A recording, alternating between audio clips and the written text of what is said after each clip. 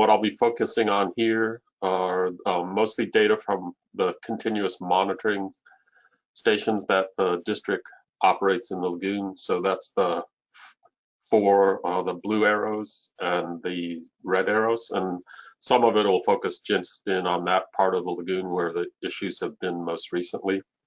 And the star is Trident Pier, where I'll pull some wind data from there.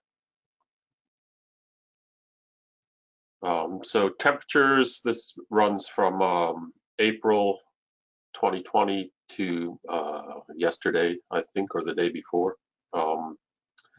Temperatures this year have been a little cooler than they had been, say, back 2016 to 2017. So, you know, the things tended to be a little calmer for a part of the year. Salinities, again, did not get quite as high as they had in some of the recent years, say 16 and 17. You can, if you can find your way through these lines, you can see the salinity begins to drop sort of in June when the rains started. The gray line is down near Vero Beach. That's the influence of the canals and the inlet and so forth. So you can see salinities are a little more variable there. Chlorophyll levels, certainly for up through the spring, were relatively low. So this is chlorophyll from the sondes, so it actually reads relative fluorescence units, and you can convert that to the more typical milligrams per liter by multiplying by about 4. So there was some moderate chlorophylls. IRL I13 is around Ogali, that's the green, in the center, sort of in the July-August period. But the Ogali area now is climbing. The chlorophylls are climbing there. Worth noting a little bit that sort of in the September to December period, the chlorophylls were not actually recording all that high, although as you'll see, there was a bloom going on. One of the reasons we think we might not have seen the chlorophylls climb is there was a new dominant for the blooms. It's a blue-green, and it's in the nano size range, so it's small. Yet to be completely identified, genetics is about the only way you can do that. Appears to be in one of two genera, Cyanobium or Cyanobacterium. Pretty nondescript. This is an image from a microscope on the right corner, lower right corner there. That's from off Ogali, but again, very small, and potentially doesn't fluoresce for chlorophyll as much because blue-greens have other photosynthetic pigments. So what I want to do is just kind of give you some satellite images that show the kind of the history of this bloom. So we start on the left back in April, go for about 110 days, and in July, that's the 24th of July, you sort of can begin to see some green building, particularly in Banana River Lagoon. 20 days later, it's you know, a little bit more green, so the bloom is building in August. 5 days after that, it's well and truly cranking over, both in the northern Indian River Lagoon and Banana River Lagoon. Was similar in Mosquito. Unfortunately, this pass of the satellite cuts off those parts. So 5 days later, and you can see that it's spread and intensified, so the greener color. About 35 days, and that's October the 7th, was the next clear image. 8 days after that, we get an image that the other path of the satellite gives us Mosquito Lagoon, and you can see that the bloom is occurring there as well as throughout most of northern Indian River Lagoon down to just past Ogali probably, and then in Banana River Lagoon.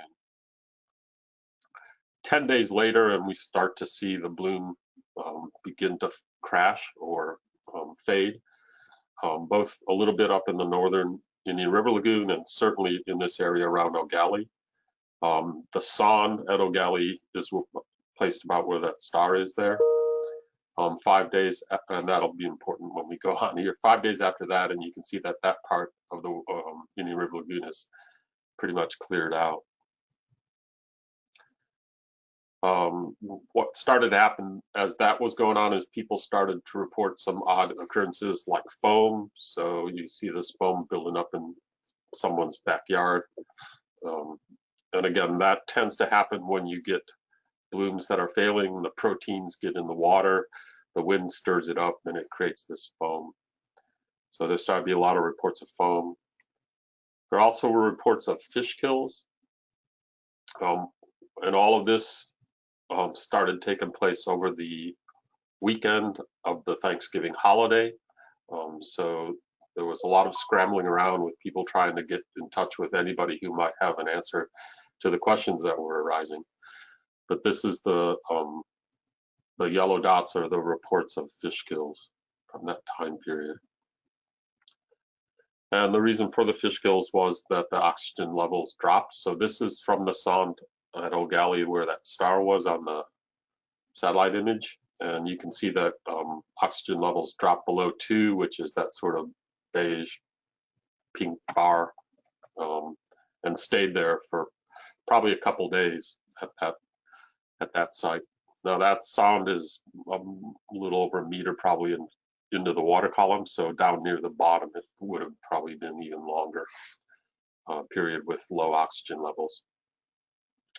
Fortunately, the oxygen started to recover after the 30th, so it didn't go on for multiple days beyond that. And the reason probably for that was the wind started to blow. So this is from the Trident Pier, and you can see on about the 30th of November there was a bit more wind, and it's good evidence that the lagoon tends to be well mixed. So from that last slide, we're now looking at the 6th of December, which is 5 days later. So again, the Indian River Lagoon portion on that kind of lower left is cleared out. Banana River Lagoon, over a period of 3 days, changed to what you see in the right-hand satellite image. So again, the bloom started to fail there. And it only took about 3 days for, that chunk of water to change over. As that was happening, again, more reports of fish kills in and around that vicinity. This kind of cumulative over that time period, but where the yellow arrow is where they started to come in. When people went and looked, particularly back in the canals and things, they started to find other things besides that blue-green that was dominating the bloom earlier. Still very small in most cases, so there's a variety of nanoplankton that are hard to identify without genetics, but there also were a large number of flagellates, which are likely to be heterotrophic, so they're likely to be feeding on the algae as they're dying, as well as there were a fair amount of bacteria in the water, which again would be decomposing these algae and using the oxygen.